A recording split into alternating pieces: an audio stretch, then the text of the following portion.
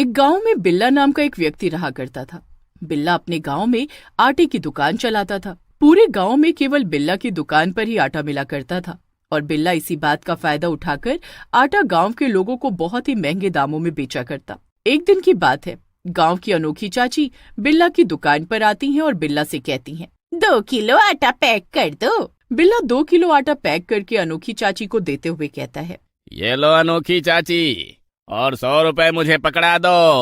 आटे के दाम सुनकर अनोखी चाची बुरी तरह से चौंक जाती है और बिल्ला की ओर देखकर गुस्से से कहती है, ये क्या बकवास कर रहे हो बिल्ला? जहाँ तक मैं जानती हूँ तो आटा तो 30 किलो के भाव आता है। अनोखी चाची की बात सुनकर बिल्ला हंसते हुए कहता है, अरे अनोखी चाची, यहाँ से शहर कम से कम 500 किलोमीटर दूर है और इस गांव के आगे दूर दूर तक कोई दूसरा गांव भी नहीं है। आटा लाने में बहुत ज्यादा किराया भाड़ा खर्च होता है। हाँ जानती हूँ और इसी बात का तुम फायदा उठाते हो। इतना कहकर अनोखी चाची आटा लेकर गुस्से से वहाँ से चली जाती है। शाम को बिल्ला दुकान बढ़ाकर अपने घर चला जाता है और गुस्से से अपनी पत्नी से कहता है, चल जल्दी से खाना लगा, बहुत तेज भूख लगी है।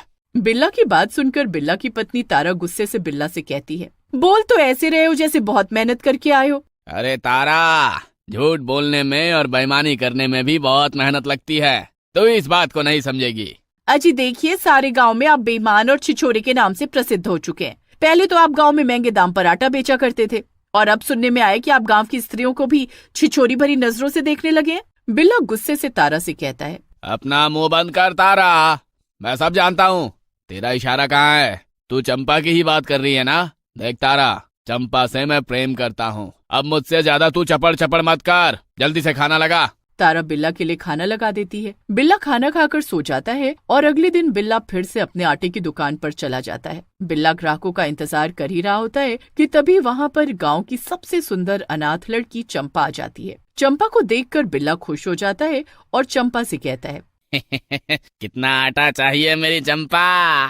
तमीज से बात करो बिल्ला, मुझे आधा किलो आटा दे दो। अरे मेरी जाने मन, तुम कहो तो पूरी दुकान का आटा ही तुम्हारे घर रखवा दूं। इतना कहकर बिल्ला छिछोरी भरी नजरों से चंपा को देखते हुए उसका हाथ पकड़ लेता है। चंपा गुस्से से अपना हाथ छुड़ाकर बिल्ला से कहती है, मैं गांव वालों से तेरी शिकायत करके रहूंगी, नास पिटे छिछोरे। इतना कहकर चंपा रोती हुई वहाँ से जाने लगती है। चंपा कुछ दूर जाती है कि तभी उसे गांव का मुखिया मिल जाता है। चंपा को रोता हुआ देख मुखिया चंपा से कहता है, क्या हुआ चंपा, तुम रो क्यों रही हो? चंपा रोते हुए सारी घटना बताते हुए मुखिया से कहती है, मुखिया जी, बिल्ला ने मेरा जीना हराम कर दिया है। आज तो उसने मेरा हाथ भी पकड़ लिया। चलिए आप बिल्ला को सबक सिखा दीजिए। देखो चंपा, इस गांव में तो क्या कोई भी बिल्ला के खिलाफ नहीं बोलेगा। अरे क्योंकि पूरे गांव में केवल बिल्ला ही आटा बेचता है। मुखिया चंपा की मदद करने से साफ इनकार कर देता है। चंपा सारे गांव में जाकर बिल्ला की हरकत के बारे में बताती है और बिल्ला को सबक सिखाने के लिए बोलती है, मगर कोई भी गांव वाला चंपा की मदद के लिए आगे नहीं आता। चंपा एक पेड़ के नीचे जाकर फूट फूट कर रोने लगती है कि तभी रंगा नाम का एक व्यक्ति चंपा के पास आकर कहता है, ये सारे गांव वाले तो बुजदिल है चंपा, चलो मेरे साथ, मैं तुम्हारी आंखों के सामने बिल्ला को सबक सिखाऊंगा। ये सुनकर चंपा खुश हो जाती है और रंगा के साथ बिल्ला की दुकान पर चली जाती है, मगर वो देखती है कि बिल्ला दुकान पर नहीं होता है। रंगा चंपा से कहता है, चंपा, बिल्ला जरूर अपनी दुकान के अंदर गोदाम में छुपा होगा।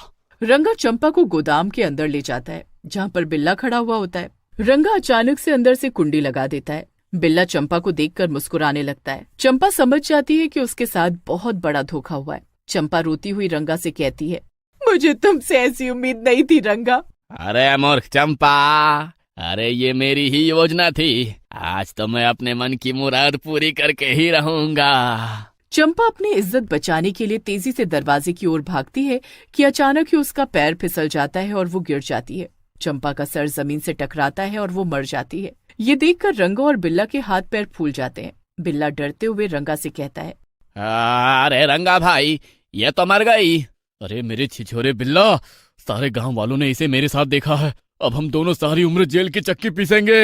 अरे चिंता मत कर रंगा, मैं अभी इसकी लाश को आटे में छुपा देता हूँ। रात के समय हम दोनों इसकी लाश को जंगल में फेंक देंगे। हाँ। इतना कहकर बिल्ला चंपा की लाश को आटे में दबा देता है और वो रंगा के साथ गोदाम बंद करके बाहर निकल जाता है। उसके बाहर जाते ही अचानक चंपा उठकर खड़ी हो जाती है। वो एक चुड़ैल बन चुकी थी। चंपा अजीब अजीब सी डरावनी आवाज निकालते हुए गुस्से से कहती है, इन गांव वालों ने मेरी मदद नहीं की, इनकी वजह से मैं चुड़ैल बन गई, अब सब मरेंगे। रात के समय रंगा और बिल्ला गोदाम में आते हैं, मगर जैसी वो दोनों गोदाम के अंदर कदम रखते हैं, अचानक से डरावनी आवाजें आनी शुरू हो जाती हैं। डरावनी आवाजें सुनकर बिल्ला रंगा से कहता है, अबे ओ रंगा, अरे ये भयानक आवाजें कहाँ से आ रही है?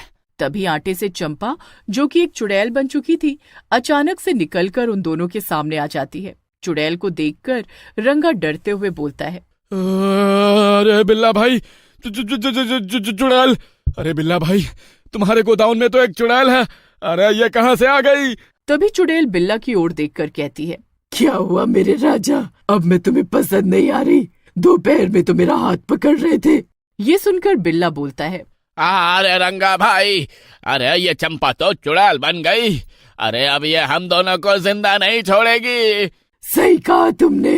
इतना बोलकर चुड़ैल उन दोनों को मार देती है और बिल्ला के ही रूप में आकर दुकान पर जाकर बैठ जाती है। अगली सुबह बिल्ला की दुकान पर उसकी पत्नी तारा आ जाती है और बिल्ला से कहती है, रात भर मैं तुम्हारा इंतजार करती रही। तारा नहीं जानती थी कि उसके सामने बिल्ला के रूप में तो एक चुड़ैल थी। चुड़ैल बिल्ला के रूप में ही तारा से गुस्से से कहती है, यहाँ से चली जाओ तारा, अब मैं घर नहीं आऊंगा, बल्कि दुकान पर ही रहूंगा। तारा चुपचाप वहाँ से चली जाती है। कुछ देर बाद वहाँ पर गांव का मुखिया आता है और चुड़ैल के रूप में बिल्ला से कहता है, 2 किलो आटा दे देना बिल्ला। चुड़ैल मुखिया को 2 किलो आटा दे देती है। कितने पैसे हुए?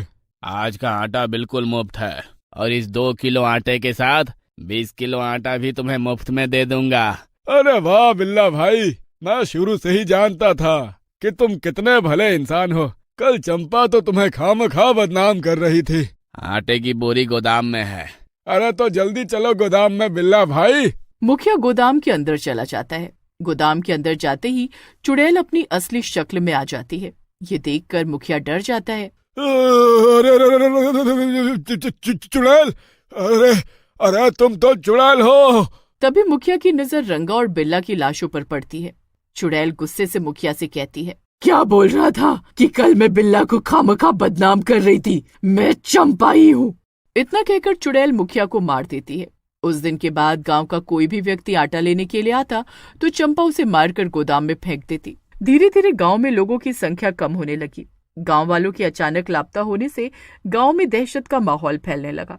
सबको बिल्ला पर ही शक होने लगता है, क्योंकि जो भी बिल्ला की दुकान पर जाता था वो फिर वापस नहीं आता था।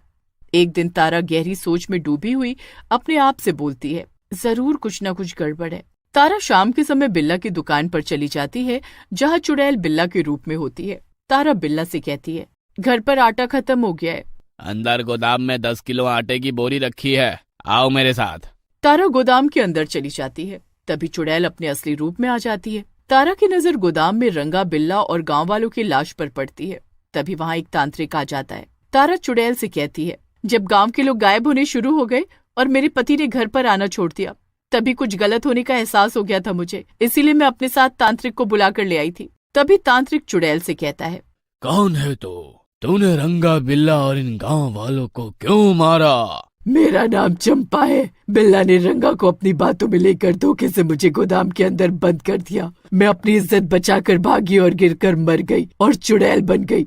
जब मैं जीवित थी तब मैंने गांव वालों से बिल्ला की शिकायत की थी, मगर किसी ने मेरा साथ नहीं दिया। देखो, अगर गांव वालों ने तुम्हारा साथ नहीं दिया तो केवल एक मजबूरी के कारण, और रंगा और बिल्ला से तो तुमने अपना बदला ले लिया ना।